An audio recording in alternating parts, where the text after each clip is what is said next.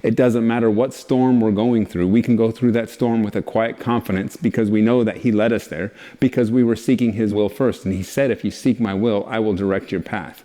So we know he's directing us through that valley, and we can go through there with a confidence and with a power, knowing that he's going to bring us through to a mountaintop on the other side. How you doing? I'm Christian Rasmussen with the Exodus Group, where we lead people to God's promised land. I'm coming at you today with Keeping It Simple, where we take complicated financial matters and make them simple. Thank you so much for tuning in, and we got a great video for you today.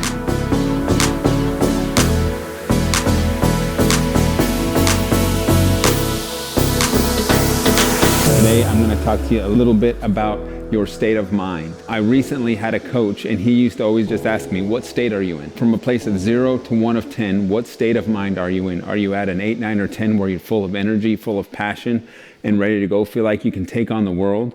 Or are you at a 1, 2, and 3 where you're just mopey and depressed and down? He said a lot of people live in that 5, 6 to 7 range, right?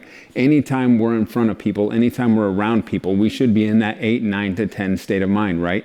Doesn't go all the time, right? If everybody around you is at a 5 or 6 and you're living at a 9, you're going to stick out like a sore thumb. You should always, especially when you're meeting new people, get yourself in a good state of mind before you go in. Now, a lot of people say, well, how can I control that? I can't really control my state of mind. And I say, I disagree. There are ways that you can control your state of mind. There are 3 ways where you can transform your state of mind, where you can change it. And the first one is through our thoughts. I want to talk to you real quick about 1 Thessalonians 5:16. Paul's telling the Thessalonians in that chapter, he says, be joyful always, pray continuously, give thanks in all circumstances, for this is God's will for you in Christ Jesus. He learned to be content no matter what circumstances were going on around him, right?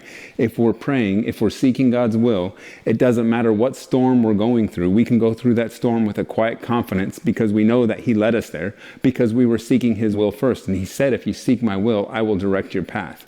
So we know he's directing us through that valley, and we can go through there with a confidence and with a power, knowing that he's going to bring us through to a mountaintop on the other side. 3 ways that we can change our state of mind. The first one is with our thoughts. Your cells eavesdrop on your thoughts. When God created this world, right, he gave authority of the world over to people, right? And then we gave it over to Satan when we chose sin. But he stepped back and gave us that authority over this world. And what was that authority? It was the power for us to choose our thoughts. And we can use our thoughts to create our words and to create the environment around us. He says, may the words of my mouth and the meditations of my heart be pleasing to you, right? The things we meditate on, meditating on things that are good and noble and true and right and pure is so important. So the first way to change our state of mind, change it with our thoughts. The second is with our physical body. So we can create energy with our body, right? By getting physical, right? Doing push-ups, jumping jacks. You guys have all heard of that haka dance, right? Where those guys get down like this and they, get down. They take physical action and they put it into action. Faith is hope put into action. So you take those thoughts and you put them into action with your physical body. That will change your state. The third way that we do that is through our words. The power of life and death is in the tongue. The words we choose matter. The words we use matter, right? And out of the abundance of the heart, the mouth speaks. So as we're meditating on things that are true and noble and right and pure, as we do that, it will change our language to get us in that peak state of mind for when we go in front of people or clients or whatever we're doing, right? No matter what you're in, whether you're in ministry or business or sales or whether you're coming in working for a boss. The words you choose, the energy that you have, right? It's all contagious and it all works together for our good. Paul says, he says, do not worry about anything.